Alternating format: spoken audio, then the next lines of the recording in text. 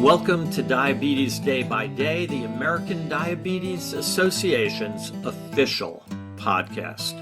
We are going to cover another critically important topic today, prediabetes. For our last few editions, we discussed obesity. Obesity is a critically important precursor to diabetes and many other health issues. Another step along the way to diabetes is something that has been termed prediabetes. This is important because about a third of adults in the United States have prediabetes, and prediabetes puts those individuals at an increased risk of developing diabetes. The question you then ask is, what do I do about it? And that's what we're really going to focus on. Yes, we're going to talk about prediabetes, what it is, how you diagnose it, but the most important thing to realize is that there is a lot that you can do to decrease the risk of going from prediabetes to diabetes. If this is not relevant to you as you're listening now, I am sure that is relevant to someone in your family. Let them know about it. We're going to talk about all of that today. I'm Dr. Neil Skolnik, professor of family and community medicine in the Sidney Kimmel Medical College of Thomas Jefferson University. And joining me is my co-host. Neil, I'm so excited to talk about this topic. I'm Dr. Sara Wettergreen, an assistant professor at the University of Colorado Skaggs School of Pharmacy and an ambulatory care clinical pharmacist. Sara, let's start off by just defining what prediabetes is, how it differs from diabetes, and how you diagnose it. About 1 in 3 adults has prediabetes. That's almost 100 million Americans. And most of them, about 80%, don't know they have it. So this becomes critically important. What is prediabetes? Well, we have normal glucose levels, that's less than 100. And then we have diabetes. When I say 100, that's a fasting glucose. And then diabetes, a fasting glucose greater than 125, so 126 and above. Or we can look at what many people are familiar with as well, the A1C. Normal, 5.6% and below. Diabetes, 6.5 and above. And then you have this intermediate zone, prediabetes, which is defined as a fasting glucose of 100 to 125, or an A1C, 5.7 to 6.4. But what does that really mean? That's just a bunch of numbers.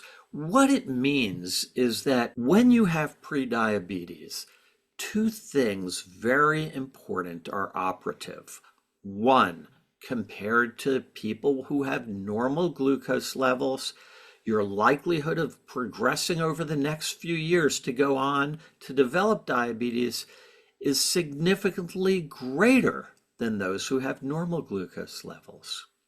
The second thing is that all those complications that you and I have talked about a lot, and I think all our listeners know about, the microvascular disease, which means problems with the eyes, the kidneys, the vessels in the feet, as well as macrovascular disease, problems with the heart, things like stroke. All of those are greatly increased in people with diabetes over time, but they are also increased. That risk of those end organ effects are increased even in people with prediabetes, just not to the same degree as it is when you have diabetes. So we can think about abnormalities of handling glucose in the body not so much as lines in the sand that at this point you're totally fine and at this point there's, but it's a continuum of risk. So that really covers why we care about prediabetes and what it is. Sara? I love that analogy, Neil. I'm picturing that gradient in the sand, and I think that's such a great way to think about it. It is this progression over time, and it's typically not where one day on a Wednesday, your glucose is at this level, and then on the Thursday, it's way up here. It is typically a progression over time. And I think just going back to that statistic you said, it just reminds me of how important it is to maintain regular visits with your primary care provider and have these screenings, because to think that 80% of people with pre-diabetes don't know they have it can be a bit alarming. I will share though, so thinking about my own experience with this, I am a faculty at a school of pharmacy and I teach an elective course on diabetes. It's a pretty fun course where the students get to wear two different continuous glucose monitor sensors to learn about the devices and be better able to explain how to use them when they're talking with patients. So as part of the course, I wore both of these glucose monitors as well. And I've done this before, but this time things were a little different. I saw that my own personal glucose readings were much higher than they had been in the previous wears. And based on the results, it gave me an estimated reading that would be somewhat comparable to a pre-diabetes reading, which was for me surprising. I always thought, I'm living what I felt is the generally healthy lifestyle, try to eat nutritiously and have this reading. And you always have that response where you think, that's not going to happen to me. That's something that happens to other people. But then when it does affect you yourself, it did feel pretty shocking. And so I've worked on lifestyle changes and started to implement even more activities and things like that and have a visit with my own doctor. But it was just surprising to see these results. And as I think about the experience of others, where we see this statistic where 80% of people with prediabetes don't know they have it, it would be great if that changes, but I think that will also change. There are things coming like an over-the-counter continuous glucose monitor. There's more and more access to these devices. Hopefully, people are getting routine medical care to have these screenings more often. But then that makes me think, individuals like myself might get the reading, and I have medical training to know what that number means and what to do, but people in the public might use an over-the-counter continuous glucose monitor, get some surprising results, and not know what to do. And so one of our goals of having this podcast episode is to share some initial information, but also encourage you to get connected with your medical team if you do get some results that are surprising. Sara, your example is such an important one because you had no idea. You're healthy, you're doing your thing, and then you get this sugar value. And I think that's lesson number one here, which is to emphasize what you said. Get regular medical care. And when you see your clinician, ask, should I be screened for diabetes? Because this is something that is completely asymptomatic. You don't know it unless you see those sugar values. So that begs the question of who should get screened? Well, the American Diabetes Association has a wonderful risk calculator online. If you're interested, you can go to it. It's at www.diabetes.org/diabetes risk test, diabetes risk test, or just Google it and it'll come to it. It gives a number of different criteria, and I'm not going to go over all those criteria because I don't think we'll remember it by the end of the podcast. But what I will say is the main ones are that everyone over 35 should get screened, and younger if you're at increased risk. What makes you at increased risk? The most common, and there are a whole list, but the most common ones are having overweight or obesity, having family members with diabetes, or being particularly sedentary. Now, when I say that, let's be honest, that's most of us. So this isn't something that, rarely needs to be screened for. This is something that go in, say to your doctor, I listened to a podcast. I think I might be in a risk group. Do you mind checking a blood sugar? And there is no doubt that the clinician that is caring for you will go ahead and do that because it's the only way that you'll know. Now, Sara, you also said you got this information and you jumped into action. And knowledge is power. We've said that so many times on this podcast. The reaction I've gotten when I share with patients that they have prediabetes is not usually jumping into action. It's usually a feeling that emphasizes more the shock that you shared. Has that been your experience as well? Absolutely. I would say even for my own experience with finding this information, I I put off going into my own provider. I thought, let me implement these lifestyle changes first. Let me see if I can change this before I go talk with my medical provider. And I think there's probably other people who feel that way as well, or they might be hesitant to get this information. Don't screen me for diabetes because I don't want to know, right? I think there is some Hmm. of that fear around information. And I think reframing that to just say that information is information, whether you know what your glucose level is or not, it is existing in your body. And so having that information is power that you can then harness to then maybe make an intervention and track the results of that. I think having that information and reframing it as a tool versus a fearful piece of information, I think is really useful.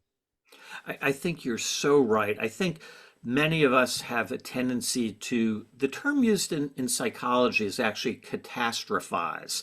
When I get a piece of information, I only think about the worst things that might happen from it. Whenever I talk about prediabetes with patients, I try to emphasize the opposite, which I feel is more honest.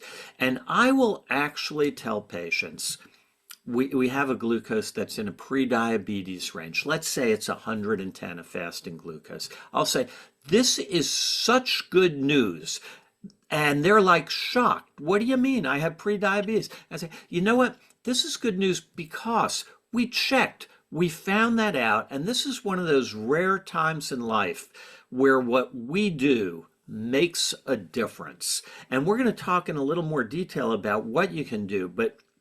But in one of the largest studies out there, the Diabetes Prevention Program trial, and this trial is quite old now, but they've done follow-ups on it showing all the same things, that compared to usual care in this group, and that was the doctor letting the people know that they had prediabetes essentially, and not giving particular advice other than saying, try and eat a little less and exercise more. The other third of the people were put on a medicine that used to be the usual absolute first line medicine for diabetes, metformin at a good dose. We'd expect that to help progression from prediabetes to diabetes. And the third group was given an intensive program with dietitians, personal trainers, with a goal weight loss of 7% and a goal of exercise of 150 minutes a week. And what they found was amazing, that compared to the usual group who just tried a little bit to do better, the group that got medicine actually decreased progression to diabetes by about a third. That's pretty good. But and Sarah, I know you know this trial as well as I do, so I see you smiling already. The group that did diet and exercise did twice as well as the group that got medicines. The diet and exercise group decreased progression of diabetes by almost 2/3, which is amazing. So I literally share that with patients because I think there are not a lot of times in life where we know from really good science, many studies out there, that what we do makes a difference. And this is one of those areas. Yeah, I'm coming back to your word of being a catastrophizer, and I feel like that resonated so closely with me. But when you hear this data, I think it just is so reassuring to think that a majority of people who implement lifestyle modifications, albeit in an intensive way, and it may take some time to make that part of your regular routine, but a majority of them are not getting diabetes. And then I wonder what the other health implications are. If you're more active and you're losing weight, how is that helping your joints and you to feel physically better? Are you having lower blood pressure as well? Are there other health benefits in terms of your overall physical well-being, your cardiovascular risk? beyond just lowering your glucose. And I think those are really the elements that come into play here.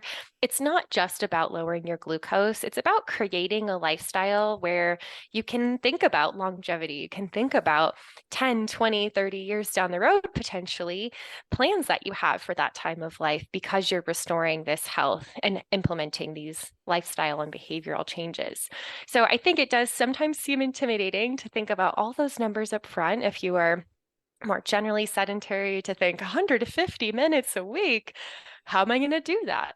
But trying to break things down into bite-sized pieces, implement that gradually over time. So maybe you start at 10 minutes of walking and gradually increase that in a period of time to up to 30, or different types of activities like jogging. Maybe don't immediately go try to run multiple miles, but work your way up. And I think having that mental approach of making sustainable lifestyle changes can be really useful. It's all about sustainable. Sarah, you mentioned 30 years down the road. And it reminds me, a trial just came out a couple of months ago that I know we've talked about, the Doc King Diabetes Prevention Program. And this was a trial from China that had very similar to the one that I just talked about that was in the United States. But this one was in China and had the unique aspect of 30 full years of follow-up. And in that trial, just published in a journal called Diabetes, Obesity, and Metabolism, there was actually a decrease of about a third, 30%, in total mortality over 30 years in the people with prediabetes who followed a healthy diet and who did diet and exercise. And this is pretty amazing because it's both that long-term benefit and also, as you said, that short-term, you feel better. I feel better every day as I follow a healthy diet, and we'll talk in a moment about what that means. And as I exercise regularly. But boy, it is hard to develop the habit of doing both those things. Now, Neil, I feel like I've shared a lot about my own challenges, and I know exercise is one of them. I feel like for me, I'm the type of person where, when it's nice and it's summertime, I'm playing volleyball more. I'm going on hikes in the Colorado mountains. I'm getting my weight training in. I think there's certain times of year where I see that I'm much more physically active on a daily basis. And then there are phases for me personally where I'm not feeling that as much, and I have to keep that motivation and routine to keep myself going. And I'll admit I'm the first to get into a busy work schedule and have limited time, and then my own self-care is the first thing to go. And typically some of that is exercise. And so it's been a bit of a wake-up call to get this information and say, I really need to be prioritizing my own health. But Neil, I hear you saying too that you understand these challenges. Can you share a bit about how you maintain a routine of Sure. exercise and physical activity? Sure. And for many of us, it requires a bit of a scare to have that epiphany that we need in order to wake up. For me, that actually, Sarah, happened a number of years ago. I was going from where I live in Philadelphia out to Chicago to give a talk on, of all things, pre-diabetes to a large group of medical professionals. And walking from security to the gate, and it was August, and I got just hot and short of breath and just very tired. And got into Chicago. I always go over my slides before I give a big talk. I was too tired. I went to sleep, woke up in the morning, and just looked at myself. And here I was ready to give a talk to hundreds of medical professionals. I was overweight, I was tired, walking a small difference, and I felt truly like a hypocrite. The talk went okay, but on the way home, I realized I had to change things. And when I got home, I talked to my wife.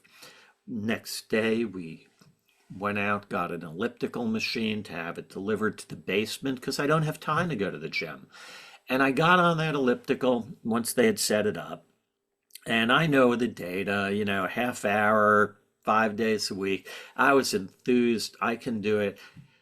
And I lasted 7 minutes. And even though that was discouraging, I got back on it the next day and the day after that and the day after that. And that was over 15 years ago. And I still now exercise 4 to 5 days a week and aim to do between 45 minutes to an hour on most of those days because I recognize personally, not just the data which we talked about, but how much better I feel every day having made that commitment. And I look at my week ahead of time, and I want to transition now because I think it was brave of you to share your story, and so I felt compelled to share mine. Um, I want to transition now, though, because I think both of us understand the data, understand how much better we feel personally when we exercise. It's that sharper thinking day to day. It's the feeling of vigor and vitality that you get when you eat healthy and you exercise. But then how do you do it? What are some hints that might be helpful? Let's cover first exercise and then we'll touch on diet before we bring our discussion to a close. But some of the things that I do is I look at the week ahead of time, and every week there are days where I can better fit in my exercise. I usually exercise in the morning. Some of us are morning people, some of us are evening people. People often ask what time of day is best. It's the time of day that works for you. That's it. But I look at my week and I say, here are my exercise days. Here's the days where I can carve out that time in the morning. I'll make sure to go to sleep a little earlier the night ahead, and I'll wake up early, have a cup of coffee, jump on the elliptical. Also, do some resistance exercise, important as well. One, look at your week ahead. Two, by doing that, not only can you schedule, but you then make a commitment to yourself. And if you have someone to talk to that can hold you accountable, let that person know, enlist their help, because when we fulfill our promises better at times when they're promises to someone else, not just ourselves. Then, the night before an exercise morning, I put out the clothes that I'm going to wear in the morning for exercise. Because if I don't exercise, I have to face the fact that I promised myself. I even put out my clothes. Those are all prompts. And these prompts are not just things I make up. This is in the behavioral literature. There are ways, there are things that we can do to nudge the likelihood that we're going to be successful. Sara, any things you want to share? I echo all those, Neil. I try to maintain those similar habits to encourage myself to make those commitments to myself, first of all, and then uphold them. I feel like if I haven't even made a plan, then when I miss an exercise here and there, then I'm not really, feeling like I missed anything or broke a promise to myself until I get to the end of the week and realized I hadn't met my goal of 3 or 4 per week. Other things that I found have helped for me is just knowing your accountability style. I'm someone who's more accountable to other people. So if I've made a commitment to someone else, I'm definitely doing it. And so for me, I recently joined a yoga studio, and I know that if I book a class in advance, I've committed to it. And I know they're going to charge me if I don't show up. Mhm. I'm very likely to be there. So knowing your tendencies and being able to plan for that into your schedule, or even just putting it on time on your calendar or making that commitment to say, okay, Wednesday, I'm getting this exercise in, whether it be morning or afternoon, I'm making that plan and making it happen. I feel similarly in terms of meal planning though and nutrition. I feel like in the middle of a busy week, it's easy to be tempted by quick options. And we know that sometimes quick options are not always the most nutrient dense. And so thinking about that, I'm someone who's big into meal planning and meal prepping on the weekends, whether it be the whole meal itself, where I'm taking that full meal ready to go and take it as my lunch to work or something like that, or if it's just getting the components ready. Like if I'm planning a meal that's going to have steamed veggies and brown rice, can I pre-batch the rice so that's already ready to go? Can I chop up all the veggies so that they're ready and prepared? And it takes one more step out of the equation on those busier nights when it feels more tempting to eat less nutritiously or more quick type of food options. I think having a plan in place for both exercise and nutrition planning has been really helpful for me. What about for you, Neil? Yeah, same idea. We cook up lunch once or twice a week. So as I'm on my way out, I just grab that piece of grilled chicken, I put it in a wrap, and I'm off. I don't have to think much before doing it. The other thing that I've found helpful, and I'd suggest to people, is a little bit of introspection, being honest with yourself. My mid-afternoon is always hard for me. I get hungry. And there's so many desirable treats around our office, little Snickers bars and other all sorts of things, cookies. And if I'm really hungry, it's harder to resist that than if I'm not hungry. So knowing that, when I take my lunch in, I also in a plastic bag put some carrots, celery, and those little tasty peppers that you can get now. And mid-afternoon, I usually have that as my snack that takes the edge off. That's not saying those treats that are around aren't tempting, but they're not as tempting when you're not hungry. I try to in the evening. Late night is also an issue for me. I know it is for many people. Before I dive in and snack on something, I'll try to eat similarly some vegetables. So maybe if I snack, I might still snack, but I'm not going to snack as much because that already begins to fill me up. So we want to consciously, mindfully about, are there strategies that we can use at our points of weakness that can facilitate our accomplishing our goals? Which brings us to diet. As we're beginning to get ready to wrap up, people always ask, what is the recommended diet if you have prediabetes? Any thoughts, Sarah? I think that's the great thing about both with prediabetes and diabetes, and even in just general life, there's no one diet that is best for everyone. And I think that's so freeing, where it's not, oh, you have to eat this nutritional pattern in order to be, have good cardiovascular health or to have lower glucose. It's all part of a mix. So thinking about your own cultural background, your food preferences, you might even have food intolerances or allergies. There are so many different elements that you can bring in to have a balanced diet. Certainly, there are certain things you need to think about. Having donuts every day is not going to bring me a lot of nutritional yields and probably won't feel very good either. But thinking about how I build my plate and using that plate method as a place to start, where about half of your plate is more of the vegetables, non-starchy vegetables, having things like grains in the other quarter of my plate and a protein source in the other quarter of my plate. If I can picture that day to day or as I'm prepping meals in advance, I tend to find that I'm creating more balanced plates and thinking more about my vegetable and nutritional intake. And over time, I see that that leads to more energy and leads to better outcomes overall. You might also notice if you're someone with prediabetes and you're monitoring your glucose, that there are certain meals where you make that plate and you notice your glucose stays more consistent. And I think that positive feedback can be really helpful in finding out which meals tend to keep your glucose more balanced and where do things tend to maybe have some surprises and how can we take that guesswork out of it? I think that's so helpful. And it's helpful to know that there are lots of choices. And it takes a long time to really understand nutrition, reading labels, talking with a dietitian, reading books. But I think that it doesn't take a long time to recognize there are certain things that are just unhealthy, that whole category of ultra processed foods.